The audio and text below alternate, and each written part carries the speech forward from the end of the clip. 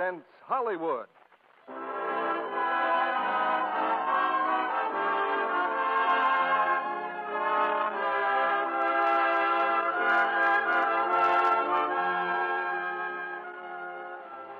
The Lux Radio Theater brings you William Powell and Olivia de Havilland in Suspicion.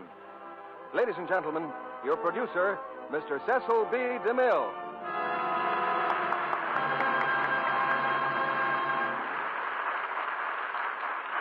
Greetings from Hollywood, ladies and gentlemen.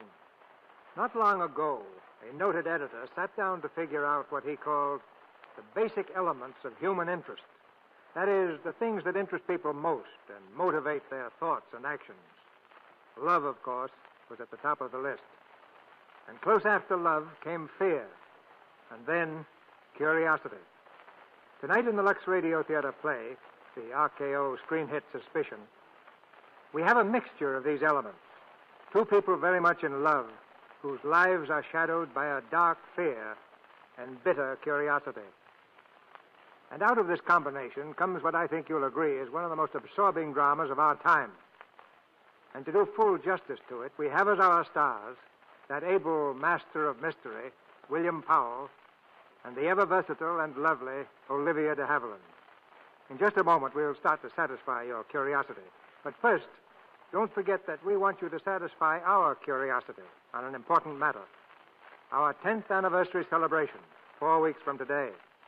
We'd like you to help us select the play and stars you want to hear on that eventful date, October the 16th. Write your choice on a postcard, address it to me at Post Office Box 9, Hollywood 28, California. Your suggestions and your interests are what make the Lux Radio Theater a truly national institution. Just as your purchases of Lux toilet soap help raise this curtain for you every Monday night. So you really get 2 prizes in one package, a fine product and fine entertainment. The clock is pointing now to curtain time. And here's the first act of Suspicion, starring William Powell as Johnny and Olivia de Havilland as Lena, with Charles Irwin as Beaky. Let me go. Let me go. Don't be a little fool. What's the matter with you? Let me go.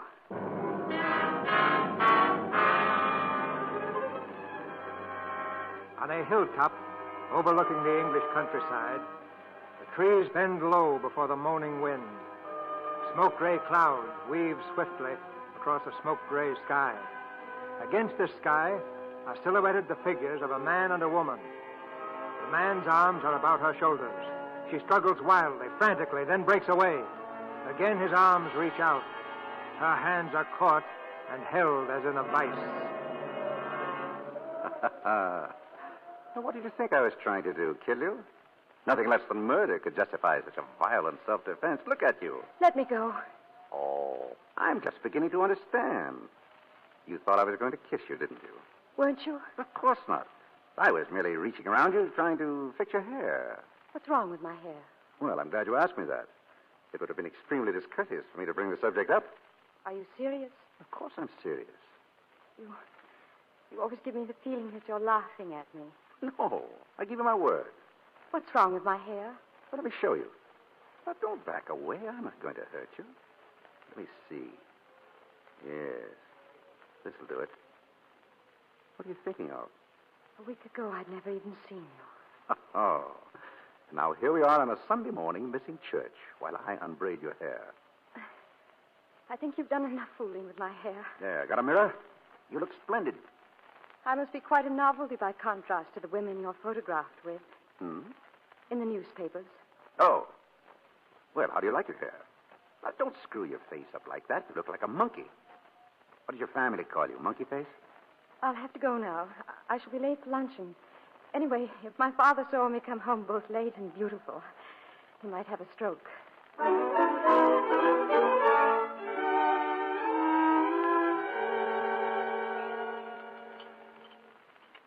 Are you sure Miss Lena isn't in her room, Burton? I knocked just before I announced luncheon. She said she was going to church.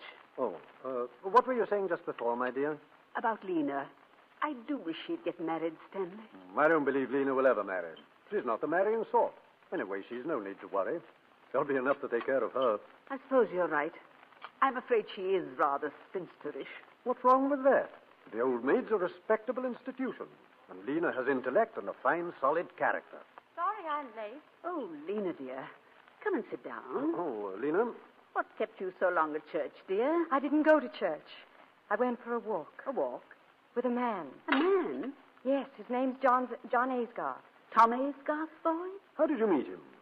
Pity he's turned out so wild. Rough luck on Tom. What do you mean? Well, he was turned out of some club for cheating at cards, wasn't he? I don't know. I didn't ask him. Something unpleasant, anyway. What's he doing down here? He's staying at Penn's Hayes. I shouldn't have thought Lord Midland would have had him there if he'd ever been turned out of a club for cheating. Well, perhaps it was a woman. He was correspondent or something, I believe. Or ought to have been correspondent. Well, anyway, I'm going to see him again this afternoon. He's calling for me at 3. Miss Lena, you're wanted on the telephone. Oh, thank you, Burton. Tenley. She seems quite excited. Do you suppose? Hello? Oh, hello, Johnny. What? Oh, yes, a long time ago. When are you coming at... Oh, you can't. Oh, yes, of course I understand. Yes, please write. And thank you for calling. Goodbye.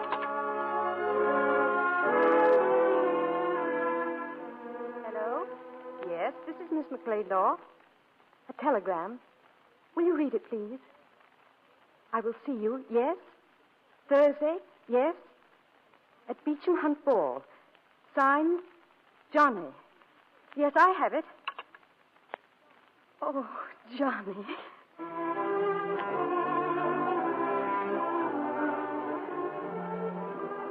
I believe this is our dance, isn't it? Hello, Monkey Face. Hello. Hello, Monkey Face. Hello, Johnny. Come on, we're getting out of here. But we can't. Of course we can. This way, Monkey Face. Johnny, where are we going? Which is your car? This is ridiculous. It's over there. Good. Come on.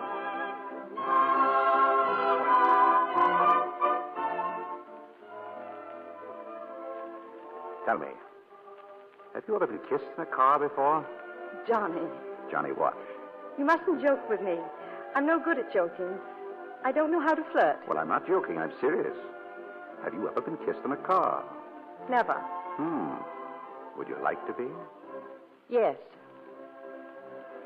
Well, you're the first woman I've met who says yes when she means yes. What do the others say? Kind of I know, anything but yes. But they kiss you.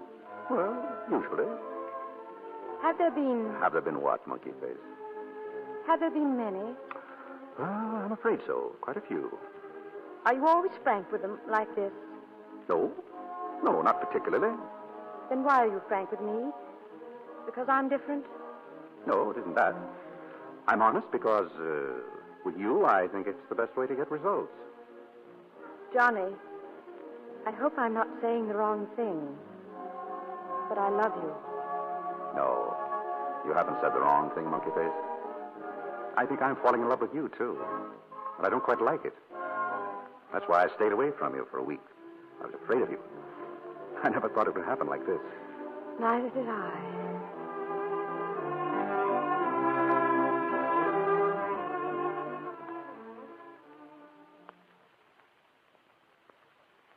Dear Mother and Father, Johnny and I were married last night. Married? We're off for a month's honeymoon on the continent. Please forgive me. I love him very, very much.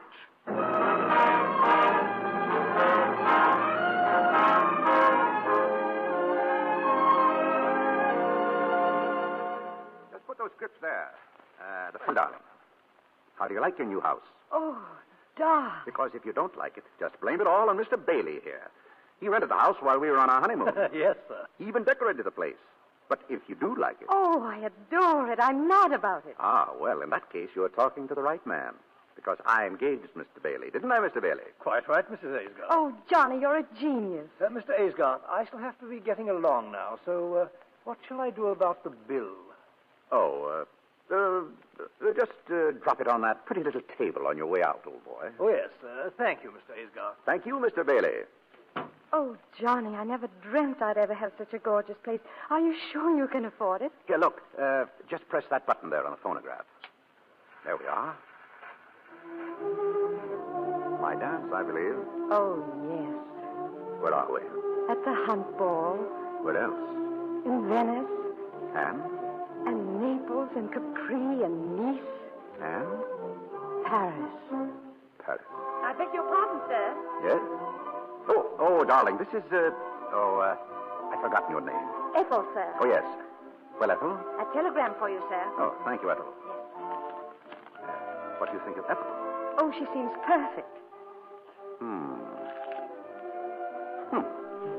It isn't bad news, is it? Oh, no. It's an old friend of mine. Stupid fellow. He wants £1,000. You couldn't spare 1,000, could you? 1,000? What does he want it for? Hanged if I know. Probably because I borrowed it from him. You borrowed it? Why? Well, because I was going on a honeymoon with the loveliest girl in the world. I wanted her to be happy. Didn't you have any money of your own? No, not a shilling. But I thought... I had the impression... Johnny, are you broke? Monkey face, I've been broke all my life. Why didn't you tell me? And whatever made you take this extravagant house? Well, I didn't think you'd want to live in a shack. A girl like you who's going to come into plenty of money someday. Wait a minute. I can't quite get this into my head. Were you thinking of my inheritance when you... Oh, I don't know what to say. Oh, now, darling, really. Isn't it silly to spend the best years of our lives waiting? Why not be comfortable now? Johnny, I'm just beginning to understand you. You're a baby. Oh, I know you didn't marry me for my money, but my income will never pay for all this. Never. Well, what about your father? Well, I couldn't possibly ask my father or even Mother. You saw how restrained she was when she met us at the station. Anyway, you wouldn't actually want to live on your wife's allowance, would you? Oh, of course not, darling. Well, then. Well, I suppose if the worst comes to the worst, and there was no other way out of it, well, I suppose I'd have to, What? borrow some more. I haven't touched old Middleham yet. He ought to be good for a month or two's housekeeping. I think you must be mad. Oh, now, darling, let's not... Johnny, listen to me. Well, There's going to be no more borrowing. well, what else is there to do? You've got to go to work. Work. Yes, work. You mean put on old clothes and go out with a shovel? Don't be flippant. Oh, well, what do you mean? I'm afraid you're a bit of a dreamer, darling. You realize that in order to be a plumber or a carpenter or an electrician... darling, you haven't been around. There are all sorts of jobs, Johnny. Well, I'm broad-minded. Let's have some tea and talk it over. We can make out a list of jobs. Might be fun. Oh, who's that? It's right there behind you, darling. Hello? Oh, hello, Mother. Oh, yes, it's wonderful. A most beautiful house. Would you tell Father how badly I felt? Oh, he is? Oh, wait a minute till I tell Johnny. Johnny. Yeah? Father is sending us a wedding present. No. Mother told him how happy I looked, and oh, I can't tell you how much this means to me. Me too. Yes, Father? Yes? Go on, ask him when he's sending it. It's coming right away by messenger. Well, invite them over for dinner. And if you can slip it in, just say that we were in the throes of job hunting when he telephoned. Oh, Johnny, really, you are the limit. What, Father? Yes, Johnny and I were just discussing that very subject, and he has several interesting ideas on the kind of job he'd like to do. Mr. Aesgar, there's a messenger from General McLeodlaw. Oh, it's just come, Father. Hold on. Bring it in, Ethel. Yes, ma'am. I think I know what it is. Oh, Johnny, you'll be thrilled. In here, please. Oh, it is. Oh, how wonderful. Johnny, look. What is the thing? It's a chair, darling, a Queen Anne chair. Oh. We had them in the family before I was born. Here's another one, ma'am. How many more, for heaven's sake? Just these two, sir.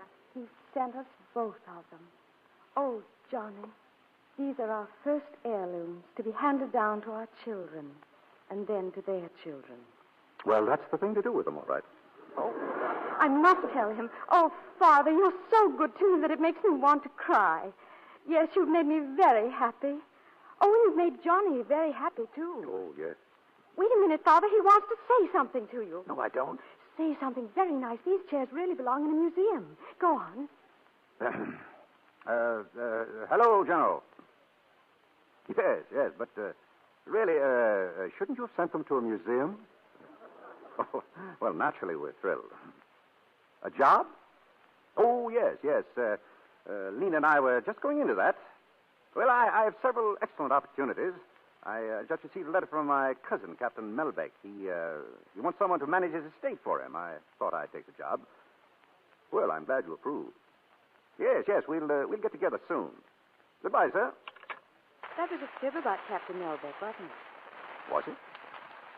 Listen to this letter. We'll give your idea the fullest consideration. Let me know if you would like to take the job.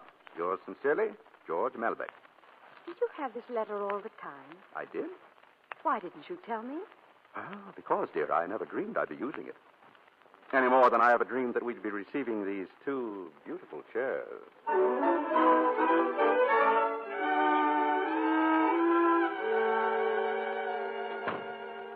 Oh, good afternoon, ma'am. Hello, Ethel. Mr. Aysgarth at home yet? No, ma'am, but there's a gentleman waiting for him in the drawing room. Oh, thank you, Ethel. Hello. I say, nice place old Johnny's got here. Oh, I'm Vicky Thwaite. You must be old Johnny's wife. Yes, I am. Didn't he ever tell you about me? Vicky? Oh, you're Vicky. I happened to be driving by. I thought I'd just pop in for a cup of tea. I've heard so much about you, Mr. Thwaite. Johnny told me about you, too. Ran into him at Newbury Races last week. The races? Oh, put my foot into it as usual, eh? Well, what I may say is, didn't he tell you? Well, Johnny has a job. He couldn't have been at the races. Besides, he's given up betting. Oh, he has he? well, don't you believe it. Not Johnny. He's a great lad, he is. You mustn't mind Johnny cutting up.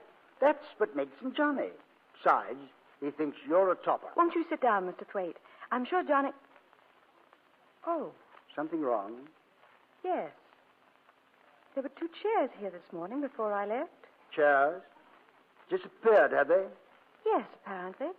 Were they expensive? Yes. They were museum pieces. Queen Anne. Oh, that Johnny, he'll be the death of me. Don't you understand? No, I don't. I bet you 20 to 1 old Johnny has sold them. Sold them? What for? For money, of course. Fellow's got to pay his racing debts, hasn't he? You know, these bookies don't trust a chap for long. Not a chap like Johnny, that is. I don't believe you. I don't believe a word you say. Oh, put my foot in it again, have I? My dear, you mustn't take it so seriously. After all, it's Johnny. Wonderful chap, Johnny. Well, he couldn't have sold them. He wouldn't without asking me. Mrs. Aysgarth at home, Ethel? Yes, sir. Here he comes now. Don't tell him a word I've said, but if you want to see Johnny at his very best, you just say something about chairs. Vicky. Johnny, how are you, old bean? Well, fine. What are you doing here? I just popped in to see you, old boy. Good. Well, how's my little monkey face, hmm? What's the matter, darling? Nothing? Why? You sure? Your wife seems to be missing some chairs, old boy. Vicky, your pipe's not lit. Let me give you a match. Thanks, old boy. About those chairs, old bean. Huh? The missing chairs, old man. Oh, yes, the chairs. Well, I suppose that American must have come for them this morning. What American? Oh, didn't I tell you, darling? Oh, stupid of me. Well, he dropped by about a week ago, friend of Melbeck's. Go on, old man. Well, anyway, he admired the chairs, offered $100 apiece for them. Anybody would take that. I wouldn't. Oh, wouldn't you really, dear? Well, that never occurred to me. Why didn't you mention it? I'm sorry, darling. I thought I did. Oh, that's all right. If they're gone, they're gone. They're gone, all right. Shall we change for dinner? You're an angel. Hold on a minute. You say he offered you $100 apiece for them? That's right. Let's have a look at the check. Oh, he'll send it along. I bet you 10 pounds to a shilling you wouldn't dare let your wife pick up the telephone and ask old Melbeck, or whatever his name is, if he ever saw this American. Are you implying that my husband is a liar, Mr. Thwaite? Oh, now, monkey face. Don't mind Vicky. He's only joking. Well, I prefer jokes on other subjects. Are you staying for dinner, Mr. Thwaite? Dinner? I'm spending the weekend, unless you throw me out. Johnny's friends are always welcome, as long as they remain Johnny's friends.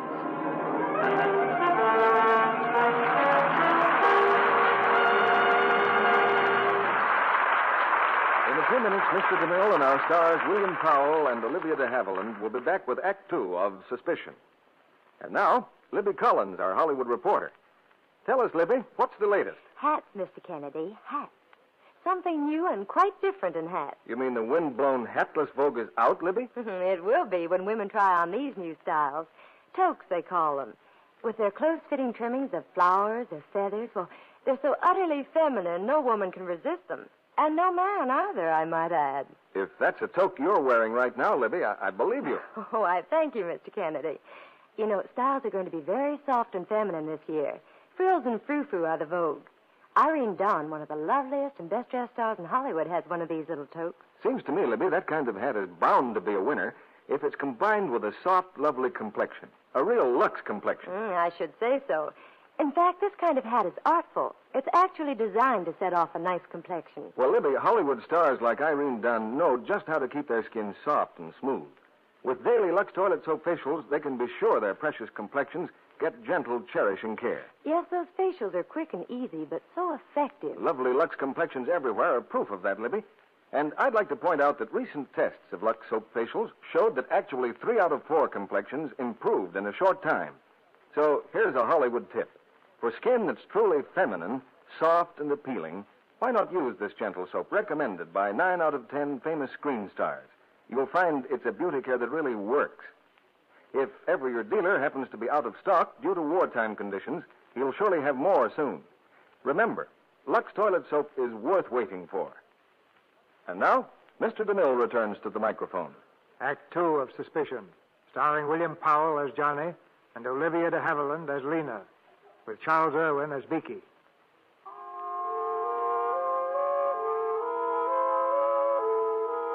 A week has passed, but in Lena's mind there is still a dim shadow of doubt, a faint, indefinable fear, the dawning of suspicion.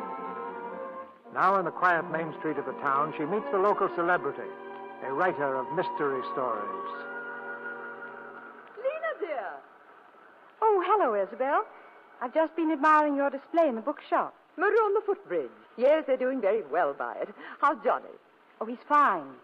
He's an ardent admirer of yours. I don't believe there's one of your stories he hasn't read. Splendid. By the way, have you seen Talbrook's window? The antique shop, not lately. Well, my dear, they've got the most beautiful things. 2 lovely old Queen Anne chairs. I'd give my soul to own them. Chairs? Lovely. Well, goodbye, dear. I'll see you for dinner soon. Yes, of course. I'll phone you, Lena. Chairs.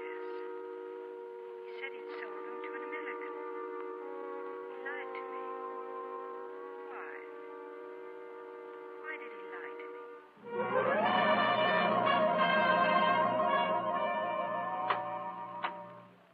Hello, girl. Back so soon? Beaky, I owe you an apology. Good. What for? I'll explain to you later. Oh, you seem to be rather hot under the collar. Must be about old Johnny. My dear, you mustn't be angry with Johnny. It's a waste of time. Now, if you want to get sore with me, that's different. I annoy everybody. Always did. Lena? Beaky, where are you? Hello, hello. Now, don't move, either of you. I must watch the expressions on your faces. So what have you got in those packages, old bean? Beaky, this is a red letter day. Lena, look. Do you remember that little necklace you admired in Regent Street? Here. Well. And Beaky, here's a little present for you. What is it, old bean? Oh, a stick. Darling, do you remember this coat? Oh, I saw the hungry eye you gave it the last time we were up in London. It's yours. Well, what do you say? Johnny, I don't understand what made you do all this. Oh, no, dear, don't be angry. Johnny, I want to know what this is all about. Yes, what's it all about, old bean? Well, my friends, I have the pleasure of announcing that the Goodwood Cup was run today, and I happen to have backed the winner.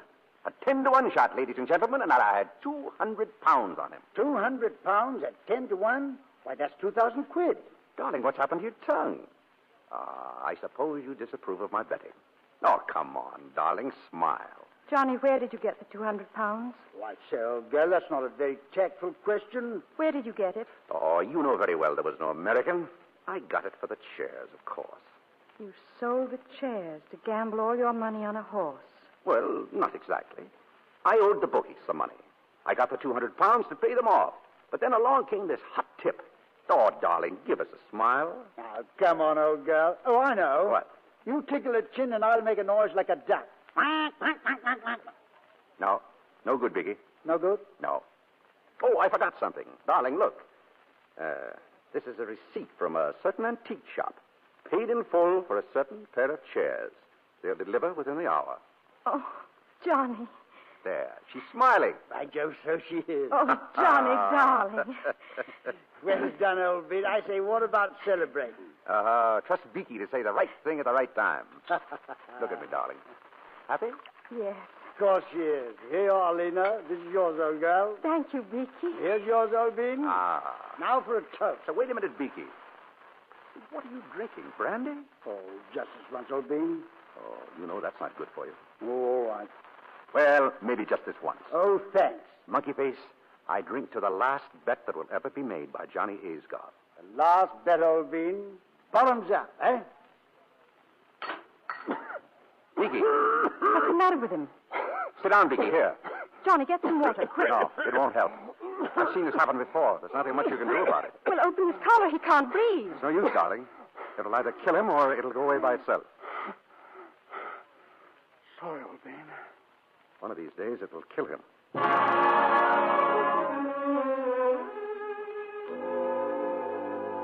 Oh, good afternoon, Mrs. Aisgarth. Good afternoon. Is my husband in his office?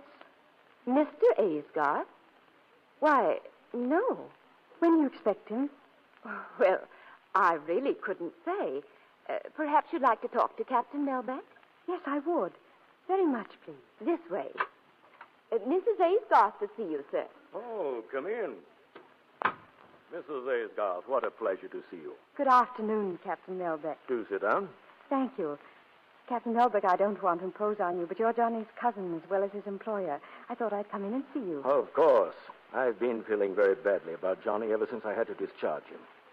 Discharge? Now, don't worry, Mrs. Aisgarth. I told him I wouldn't prosecute. I don't understand. I told him I wouldn't prosecute. What on earth are you talking about? When did you discharge him? 6 weeks ago, we had an unexpected audit. The account showed a deficit of £2,000. When I looked into Johnny's records, I'm terribly sorry, Mrs. Aisgarth. He should have told you.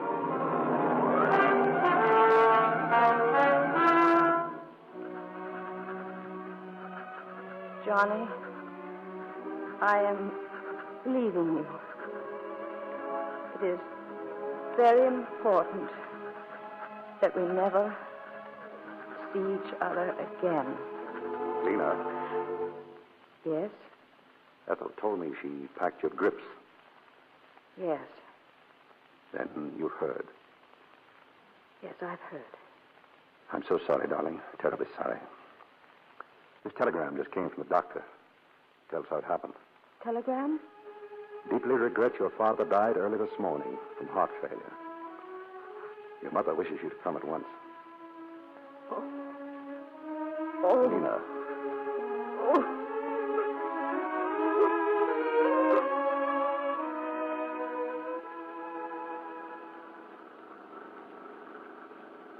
Tired, darling? A little. It's been a nasty week for you. I'll be glad to get you home. Lena, you ever have any regrets that you married me? Why do you ask that? Well, I was thinking of the will. Seems pretty obvious that your father would have left you a lot more than his portrait if you'd been anybody else but Mrs. John Aisgarth. Oh, is that what you meant? You haven't answered my question. What about you?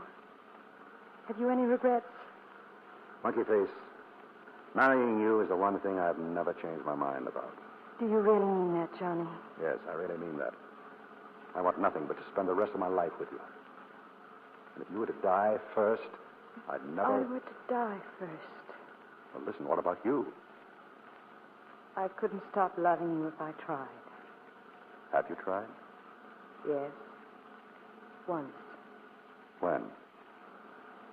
When I found out you'd lost your job with Captain Melbeck. How long have you known? Since last Friday. Who told you? Captain Melbeck. I met him. Did he tell you why? No. Suppose you tell me why. Oh, well, we just didn't get along. I say, it's quite nice here. Shall we stop and look at the sea? Pretty, yeah. Be quite a drop off this cliff, wouldn't it? Why didn't you get along with Captain Melbeck? Oh, I don't know. He's a bit of an old fogey, you know. Monkey Face, I've always had the notion that the secret of success is to start at the top. The way to make money is to think in a big way. Look at all this land, for instance. Look at the view from these cliffs. Now, why isn't something done about it? If I had 10,000 pounds, or still better, 20,000, I could start a development here. All you need is 20,000 pounds. Uh-huh. For 30, next 10,000 wouldn't hurt a bit. 30,000 pounds. That's all I'd need. 30,000 pounds. Okay. Think you could swing it for that, old bean? Of course. Now, you see, Beaky? This is the ground plan. Wonderful, old bean. Then we could put the large hotel out there on the cliff, eh? That's the idea. Hello. What's going on in here? Monkey Face, we're organizing a real estate company. We're about to buy a very beautiful piece of land right by the sea. What a view. What sun. What air. Then we sell part of it at a profit. I see, but you'll need financing for all this. Of course. Well, have you found someone to put up the money? Of course. Who? Me. Oh, I see. Well, the idea is mine, but the money is Beaky's. And the corporation, well, Beaky borrows against some securities he has in Paris. Now, the company is going to be in my name. Yes, but... Look, darling, now, just let me show you how simple it is. Does Beaky understand it? Oh, perfectly. I think. I beg your pardon, Mr. Aysgarth. Yes, Ethel? You're wanted on the phone, sir. Oh, thank you, Ethel. Excuse me, Beaky. All right, old man. Now, Beaky, please explain it to me, will you? Well, you see, my dear girl, we buy up this land, and then we sell part of it. That gives us 100% profit. Then on the other part, we build something or other. Oh, yes, but from whom do you buy the land? To whom do you sell it? Well, that shouldn't be difficult, do you think? Beaky, isn't it about time you grew up? I say, old girl, you're scolding. Yes, you need a scolding. Do I? Yes, you do. Shall I go and stand in the corner? Beaky, you're not being fair to Johnny. I say, old girl, that's a bit thick, you know. Why? He's the president of the whole valley thingamajig. Gets a salary. Writes his own checks. Yes, that's what I mean. What's wrong about that? Yes, what is wrong about it? Well, Lena? I say, old Ben, Lena's telling me you're a bit soft in the head. Is that it? Well, it sounded like that to me. Beaky, hadn't you better be changing for dinner? Right, old Ben. I won't be a jipper. What right have you to interfere in my affairs? But I wasn't really. I was only... You were only what? Well, I was only trying to tell Beaky that he shouldn't leave everything to you. It's not as if you were both experienced businessmen. What the devil do you know about business? Oh, very little. I only... Suppose, Beaky, you're taking me seriously. You'd have ruined the whole scheme. Do you realize that? Yes, but if it weren't good... Well, that's my business, not yours. If I say it's good, it's good. But I don't want any interference from you or anyone else. Is that clear? Yes, that's clear.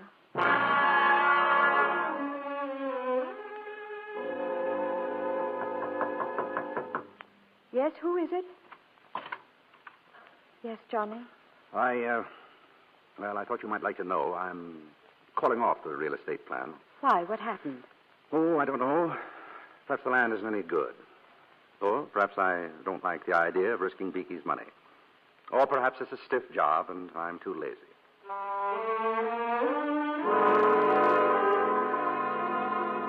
I don't know what it is, but every time I play anagrams, I can only make three-letter words. D-O-U-B, D-O-U-B. No such word.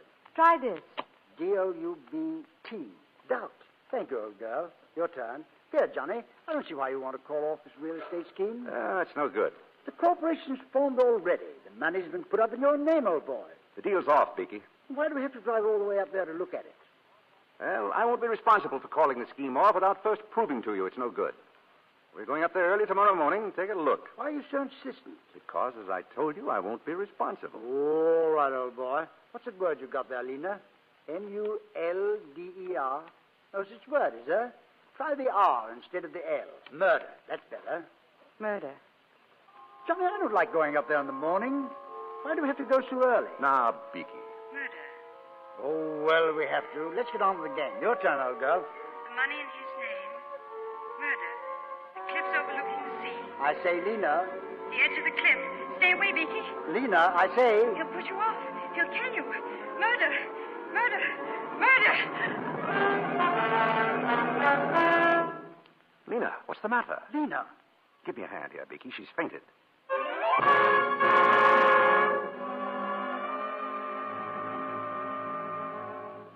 What time did Mr. Aysgarth leave? Why, about 7, ma'am. And Mr. Thwaite went with him? Yes, ma'am. Why didn't you wake me? Well, Mr. Aysgarth said not to disturb you. What car did they use? Well, ma'am, I don't... What car? Which one? Listen. Oh, that's Mr. Aysgarth now, ma'am. He's back. He's come back. Morning, Lena. Johnny. Feeling better? What's the matter? You're white as a sheet. Where's Beaky? What? Hello, girl. How are you feeling? Oh! Any better? Lena, what is it? Oh, Johnny. Oh, darling, I'm so glad. Well, what's all this? I've only been away a few hours. Oh, it seems like 1,000 years. Yeah, seems like that to me, too. Oh, shut up, Beaky. It was nothing. Nothing? I came very near to losing my life. You call that nothing? You nearly lost your life? Came very close to it. Let's drop the subject. No. Go on, Beaky. I want to hear about it. Well, there we were on top of a cliff. I was trying to turn my car near the edge. Was Johnny in the car? No, it was a few feet away. Go on. Well, I didn't realize I was backing the car toward the edge, but I was. And if old Johnny hadn't taken a flying leap and grabbed the brake, I should have been kingdom come by now. Johnny saved your life? Oh, Johnny, I can never tell you what this means to me. To you, darling? Yes, it means a good bit to me, too. You know, I think the old fellow deserves a reward. How about a night out? Spot of celebrating on me, old bean. Oh, well, that's very kind of you, Beaky, but don't you have to go to Paris? Paris? Yes, of course, so I do. My securities. I've got to go over there and cancel the arrangements for them. Why don't you come over with me? Oh, the cad seems to forget that I'm a married man. Say, I tell you what I might do, Beaky. I might drive up as far as London with you. How about that, Monkey Face? Yes, Monkey Face. I mean, Lena, do let him come. Well, it seems to me that... Yes, I know. A job. Well, it seems to me that I'll have much more chance of getting a job in London than I would around here. Yes, of course he would. Do let him, Lena. Well, I don't see very well how I can stop him. Good girl.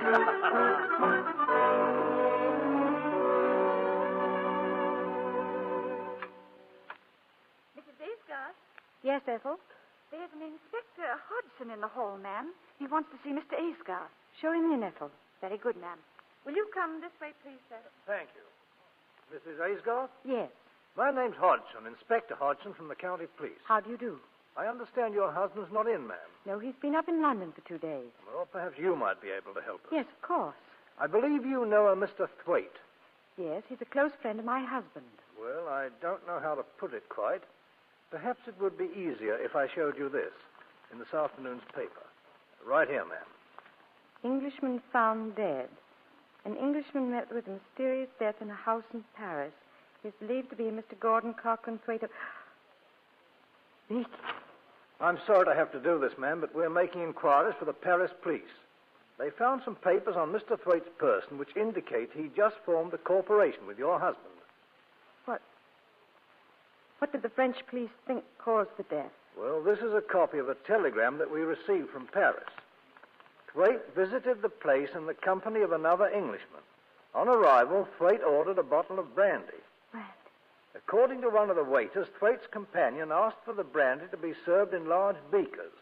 Apparently, as a result of a bet between the two men, Thwaite filled one of these beakers to the brim and drank it all. The other man was not present when the actual tragedy happened.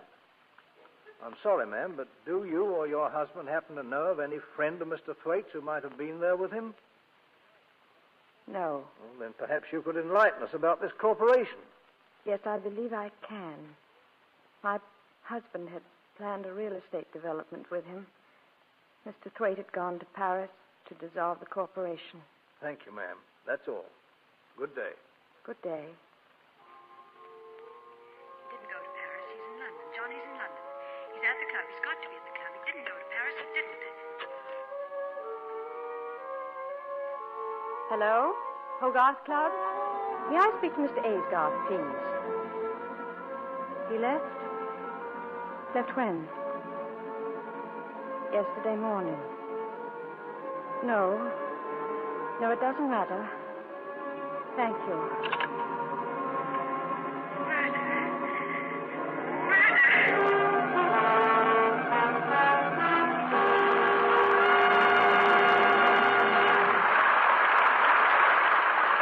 We pause now for station identification. This is CBS, the Columbia Broadcasting System.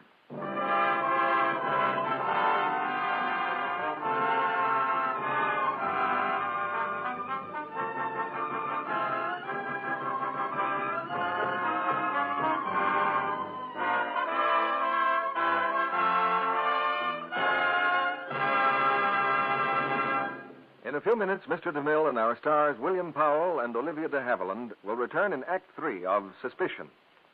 And now, here's a very reasonable question from an American housewife. Now that it seems likely the war in Europe may soon come to an end, why should I keep on saving my used cooking fats? Why, Mrs. America? Because the need is still critical, perhaps more critical than ever. But will fats be needed as urgently to manufacture war materials and medicines to send abroad? After Germany's defeat, there's still Japan. Remember this, too. The Japs still have the fat. They hold the countries from which we used to import about 1 billion pounds of fats and oils each year. 1 billion pounds? That's a lot of fat. It is indeed. Enough to help manufacture the supplies of ammunition, medicines, parachutes, and other war materials that must keep on going to our fighting men abroad. Remember, too, our domestic production of fats is short. It has had to fall off during the war. Well, I guess I'd better keep that salvage tin handy on the stove just as I've been doing. You're doing a necessary patriotic service when you continue to save every drop of used kitchen fats and turn them in to your butcher. Every bit you throw away may deprive one of our men of some vital thing he needs. The war isn't over till our boys come home. We need to keep on doing everything we can to get them home sooner. Fats are essential materials of war. Don't waste them. Save them every day. Turn them into your butcher. Remember, he still gives you 4 cents a pound and 2 red ration points for every pound you turn in. That's the message your government sends you. Here's what Mr. Lee Marshall, Director of Distribution, War Food Administration, tells you. Saving used fats is not a glamorous task. It takes effort. But it is one that only you, the American housewife, can perform for the country. We ask you to continue the wonderful job you are doing to help speed final victory. And now, Mr. DeMille returns to the microphone. When the play is over, we hope you'll join us behind the scenes for an informal chat with our stars. Now here's Act 3 of Suspicion, starring William Powell as Johnny and Olivia de Havilland as Lena.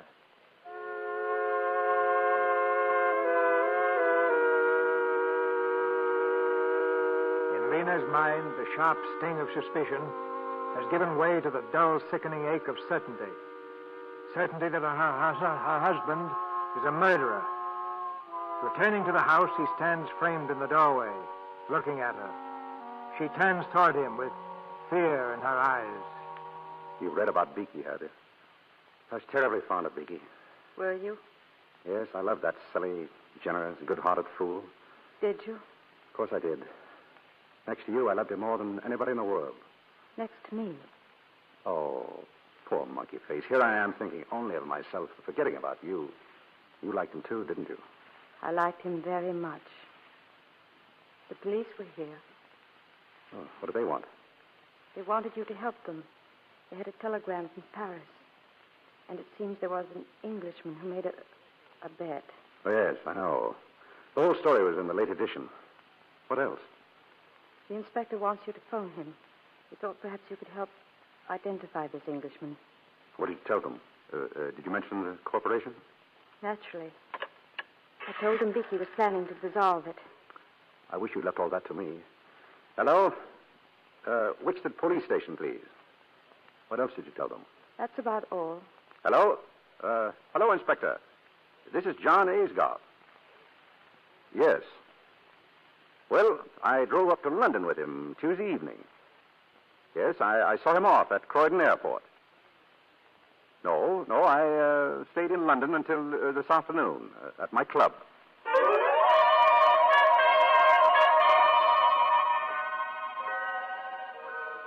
Lena, how nice to see you. Sit down, dear. Isabel, you know, I couldn't put my light out until 3 this morning. I was so interested in your last book, I had to come over and talk to you about it. That's the nicest compliment I ever got. I was completely fascinated by the way your villain enticed his victim across the footbridge, knowing this bridge had been sawn through. And he also knew his victim couldn't swim. Don't forget that. Well, what I want to know is this.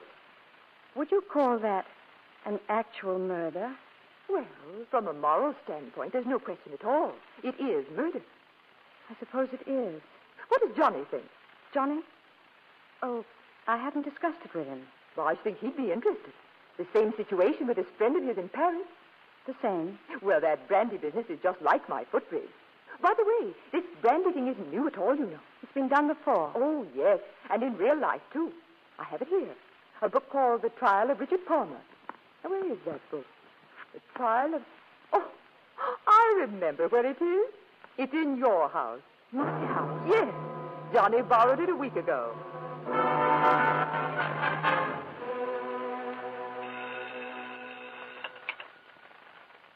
Hello? Hello?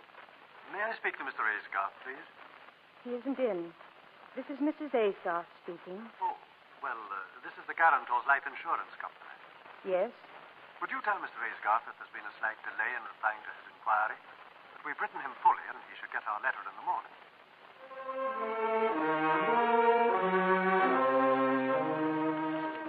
Dear sir, replying to your inquiry regarding a loan of fire policy, we regret that such a loan cannot be granted. According to the terms of the policy, payment can only be made in the event of your wife's death. If you... Morning, dear. Any letters for me? What's the matter? Nothing. Darling, you're not shivering, are you? Oh, I've a bit of a chill. Cold in all this sunshine? Oh, my poor little shivering baby. How do you feel now? Better? Much. Good. What are we doing tonight? We're going to Isabel's to dine. Oh, what a bore.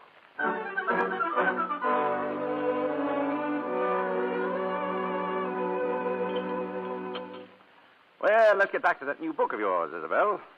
You mean to tell me that a fellow sits down at a piano, starts to strum, and in 2 seconds later he's shot? Is that the idea? Yes. A certain note on the piano was wired to a revolver concealed in the wall. Oh, I don't care much for that, Isabel. You're slipping, old girl. What's wrong with it? Too complicated. You're going to kill somebody? Do it simply. How would you do it? Simply, Johnny?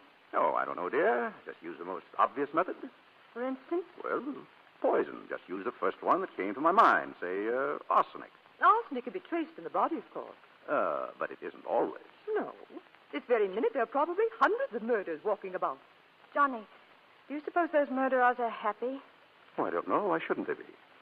Well, anyway, Isabella, it seems to me that by now somebody would have discovered a poison that can't be traced. What's that? What about it? Isn't that? An untraceable poison? Nonsense. There's no such thing.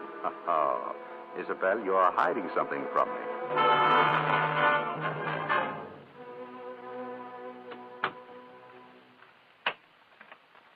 Johnny, you're locking up. What about Ethel? Well, it's Ethel tonight off. She won't be back till morning. What about Cook? Have you forgotten? Cook's away on a holiday. Oh. Darling, you're shivering again. You suppose you're catching cold? Yes, I think that's what it must be. Oh, well, we'll have to tuck you into bed. Get you nice and warm. Come on. No, Johnny, please. Please don't. What's the trouble? Johnny, I'm in a state tonight. I don't know why, but I'd like to be alone. Would you mind sleeping in your dressing room? Of course I'd mind. Please, Johnny, I haven't been sleeping very well lately. Oh, I understand. You used to sleep badly when I wasn't here. Now you... All right, that's the way you feel about it. Good night. Poison. Arsenic. Poison. Untraceable. In the event of your wife's death. Poison. In the event of your wife's death. Your wife's death. Your wife's death. Come on, Nina. Wake up, dear. Feeling better? Yes, Hello, darling. Yes, Bill. I came over this morning. We were quite worried about you, Lena. This morning. I've been asleep all day. The doctor gave you a pill, darling. That's all you needed. Rest. I'll run down and tell Ethel to fix supper. Right back. Ah, he's 1 in a million, that Johnny of yours. Isn't he? I warn you, if you leave me alone much longer with him, my career will soon be over. He flirted with you, I suppose. Flirted? Worse than that. He's worming all my secrets out of me. Did you tell him anything today? Did I? Oh, now, honestly, have you ever been able to deny Johnny anything? It was about that poison, wasn't it? Yes, it was. And if he writes a story on that one before I do... Lena, imagine. A substance in daily use. Anyone can get it. And within a minute after taking, the victim's beautifully out of the way. And mind you, it's undetectable after death. Is whatever it is painful? Not in the least. In fact, I should think it would be a most pleasant death.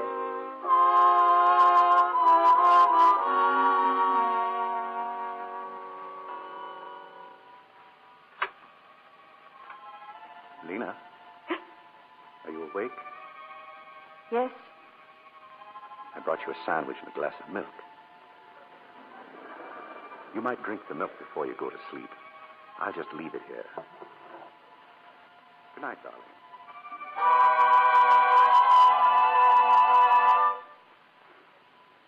Why don't you let me help you pack? Oh, there's no need to. What's the matter with you this morning? You're still annoyed with me, aren't you? No, Johnny, really. I still don't feel well, that's all.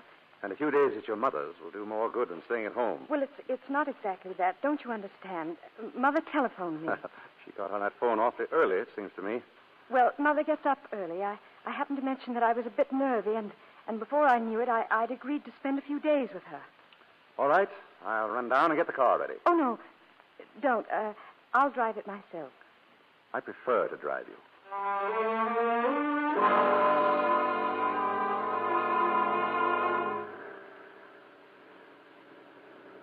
You're going so fast, Johnny. Well, you want to get there, don't you? Did you have to go by this road? Why not? It's a short way, isn't it? There's the hotel site. Another thing I failed at. He's going to kill me.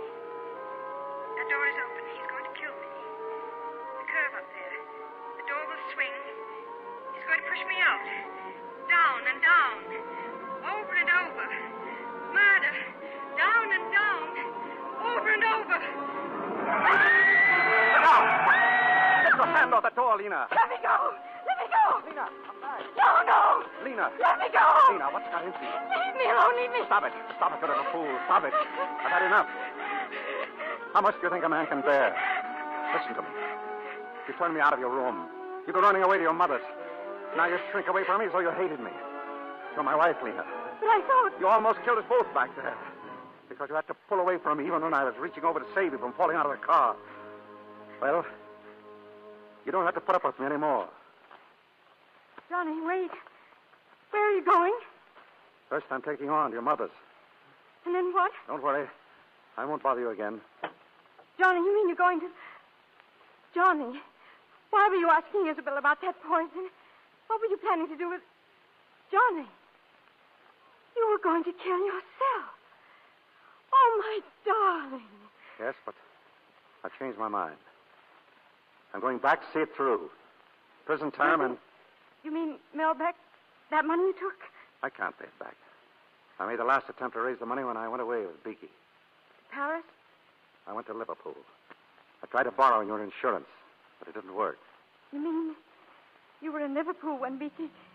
Then you didn't go to Paris? Of course not. Do you think I'd have let some idiot give poor old Beaky that brandy if I had? Oh, Johnny, if only I'd known. This is as much my fault as yours. I was only thinking of myself, not what you were going through. If I'd really been close to you, you could have confided in me. But you were ashamed to. Oh, if I'd only understood. Oh, Johnny, it'll be different now. We'll make it different. People don't change overnight, Leah. I'm no good. Let's turn back, Johnny. Let's go home and see it all through together. No, that won't work. It will work. I know it will. Johnny, please. You can't shut me out. Turn the car around and let's go home. Please, Johnny. I'll get in the car. Johnny, where are we going? We're turning back. We're going home.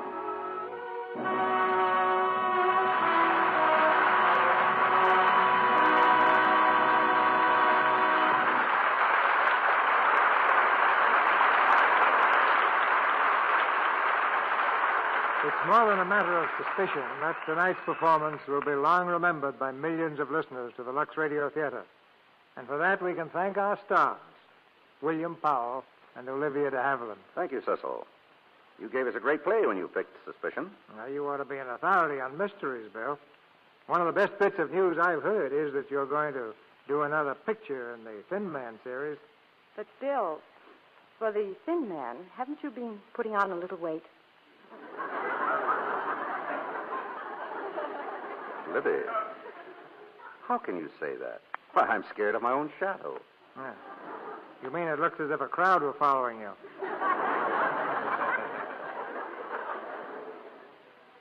What weight I have comes from my iron constitution. Every morning when I get up, I turn on those exercises over the radio.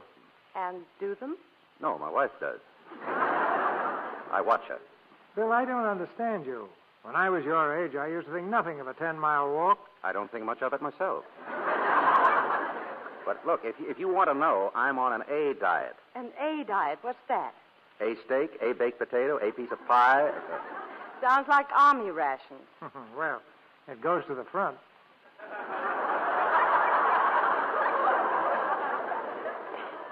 Well, in spite of all you say about me, I'll confess you're looking as lovely as ever, Livy. Yes, isn't she? And now that I've planted it for you, Cecil, you wouldn't like to tell us one of the reasons, would you? Me? No. Oh, come on. Well, plenty of fresh air, sunshine. And Lux toilet soap? I'll say it for you. But there's no need to be modest about it, C.B. I use Lux toilet soap faithfully, and it does wonders. Well, thank you, Olivia. And I think we'd better take back all we've said about Bill's figure, or he'll dial us off his radio next Monday night. Not when he hears what's coming up, C.B. What do you have for next Monday, Cecil? A play I think you'll like, Bill. The RKO romantic comedy, Lucky Partners. And our stars will be Don Amici and Lucille Ball, with Jack Carson. It's a story of two young people falling in love who stake their future on a horse race. When you gamble both love and horses, you're riding for plenty of excitement. But it sounds like another entertaining evening, C.B. We'll be listening. Good night. Good night. Good night. Good night. I have a suspicion you'll be back soon.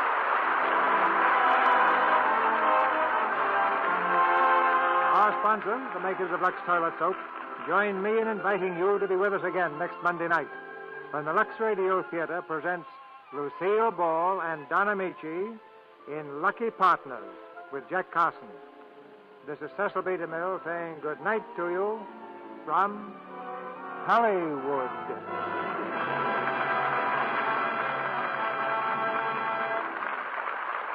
Next month, October 16th, the Lux Radio Theater celebrates its 10th anniversary on the air. We'd like you to share in this celebration by helping us select the play and stars you'd like most to hear.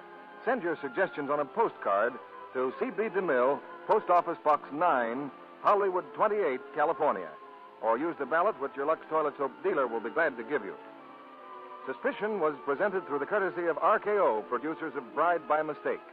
Olivia de Havilland will soon be seen in her latest Warner Brothers picture, Devotion. William Powell appeared through the courtesy of Metro-Goldwyn-Mayer, producers of the Technicolor picture, Kismet. Heard in tonight's play were Charles Irwin as Beaky, Lois Corbett, Vernon Steele, Gloria Gordon, Charles Seal, Dwayne Thompson, Eric Snowden, and Claire Verdera. Our music was directed by Louis Silvers. This program is broadcast to our fighting forces overseas through cooperation with the Armed Forces Radio Service. And now, an announcement aimed straight at the fun-loving hearts of America's people. Your beloved old friends Amos and Andy are returning to the air on Friday night. Yes, the boys are back again with their big cast in their grand half-hour show. Their guest for Friday evening, John Charles Thomas, famous Metropolitan Opera star, will be a riot in his Amos and Andy role. There will be super music, and as you know, each broadcast is a complete episode. So see your paper for time and station. And don't miss Amos and Andy on this Friday.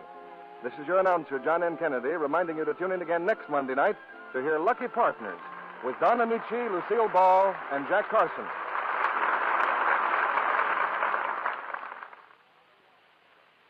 Spry. S-P-R-Y.